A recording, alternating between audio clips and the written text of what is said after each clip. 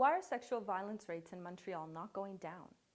Domestic violence has been called a shadow pandemic, and in Montreal alone, 10 women have been killed within 10 weeks this past spring. So what about sexual violence? Cases of sexual violence that have been recorded for the last few years have been high, ranging anywhere from 600 to 1,100 cases per month since the beginning of 2019. But in reality, cases of sexual violence is much higher than is being recorded. And most cases go unreported for years or ever, as stigma around sexual violence and re-traumatization within the justice system prevents survivors from coming forward. And for the cases that are reported, they aren't always taken seriously. BÉATRICE CHÂTEAUVERT-GAGNON, a self-defense instructor at the Montreal Assault Prevention Center located in the Plateau, says despite current statistics, she believes that sexual violence has recently increased. Violence against women, and especially domestic violence, has been horrifically increased because of the pandemic, and we don't have numbers yet, but I'm pretty sure that other types of assault have also risen because, aggressors count on our silence, our fear, and our isolation. And the problem with the pandemic is that it has increased all of those things. So the vast majority of assault are committed by someone you know, in a place you know, which means that for a lot of women, their own home is not safe. So this makes me think, right, again, we don't have statistic yet, but I also know that organizations like the CALAX or the CAVAC have seen their waiting list explode. So what's changed in Quebec towards addressing and preventing sexual violence? Both federal and provincial governments have pledged money over the years towards organizations which support survivors. Back in 2017, during the Me Too wave in Montreal, the provincial government pledged $1 million towards community groups supporting sexual violence province-wide. And the Secretariat for the Status of Women has provided almost $5 million towards Quebec organizations which are committed to raising awareness about sexual violence. While these organizations can be typically seen as only supporting survivors after an assault has occurred, some say that supporting survivors is a preventative measure. By simply posting something on our Facebook page that says a sexual assault victim has the right to be listened to, that consent is the most important issue that we need to be looking at. Those are also indirect forms of prevention because it encourages people to think about things. It encourages people to maybe take stock of what's going on.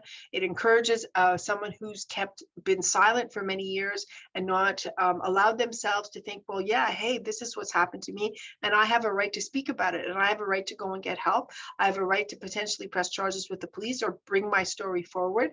I have the right to access other forms of prevention. So it's a way of continuing to keep the conversation, and our responsibility and is to continually be there and provide the best services possible.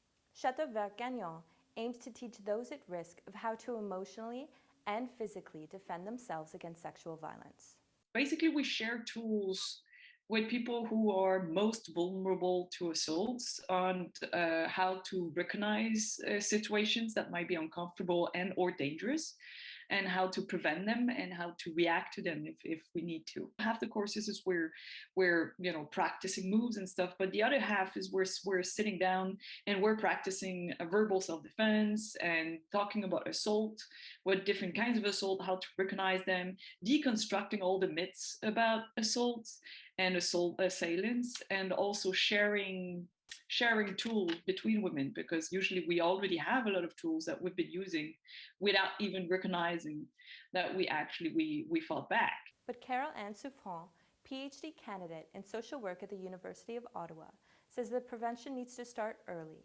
Sexual violence is really like using power and control through sexuality, but it doesn't mean that sexuality is bad. So very often we need to that association needs to be broken and to really reshape what we mean by healthy sexuality. Sexual violence education has been mandatory for elementary and high school students in the province since 2018. This education focuses on prevention through promoting egalitarian relationships, healthy emotional and romantic relationships, combating sexual stereotypes and sexism, and promoting consent. But some say this education can go further.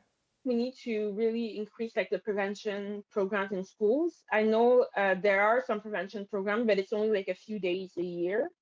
And I've heard even instances that they don't even do it because of COVID. There were like people who were not teaching that. So I think we need to really increase like prevention in schools. Training for university students has been mandatory since 2019.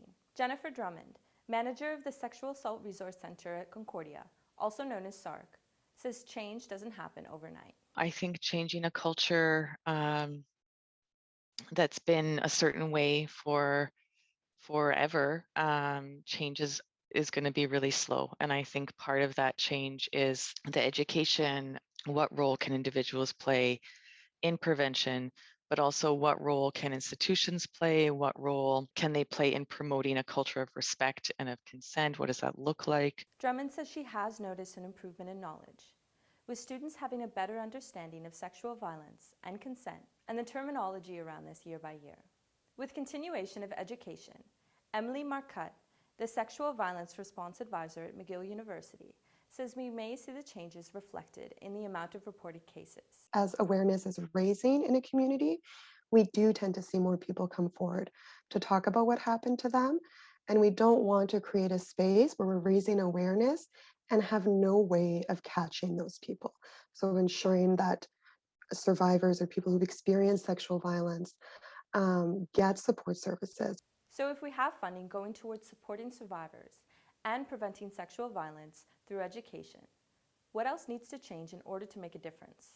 You know, I think if we look at the way any kind of position of marginalization is going to impact someone's vulnerability to violence, whether sexual or otherwise, how class will factor in terms of ability to access resources and supports. There's, you know, maybe there's financial abuse going on, maybe someone is dependent on an abusive partner, so leaving becomes that much harder because there's a financial issue there. Sexual violence does not exist in a vacuum, right? So that reducing rates of sexual violence also means addressing systems of oppression and discrimination.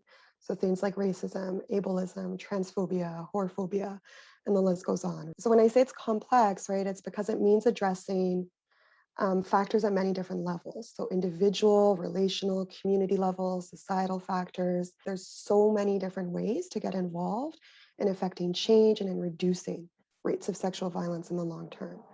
So things like anti-racism initiatives in education, things like Orange Shirt Day, to me, those are all part of addressing societal level factors that uphold sexual violence and therefore of dismantling those systems. There are many perpetrators, unfortunately, who seek out people who they perceive to have less power. I think that all of that is so interconnected with sexual violence and all forms of violence that, yeah, in order to make progress in terms of preventing sexual violence, we have to make progress in those other areas too. Change takes a long time. Social change can take a long time. And that, like I mentioned, it involves prevention and support at so many different levels. And so long as we're working towards that, we're going in the right direction. It's relatively new that there's offices like ours in universities. It's very new that there's mandatory education for everybody in post-secondary institutions. So it is all of that movement building, so on the part of students, on the part of other people in community, have affected change and have led to change. For those looking for resources, the Montreal Sexual Assault Center offers a hotline available 24/7 at 1-888-933-9007. McGill students in need of support are encouraged to visit the Office for Sexual Violence, Response Support, and Education, while Concordia students can visit the SARC. More details are available in the caption.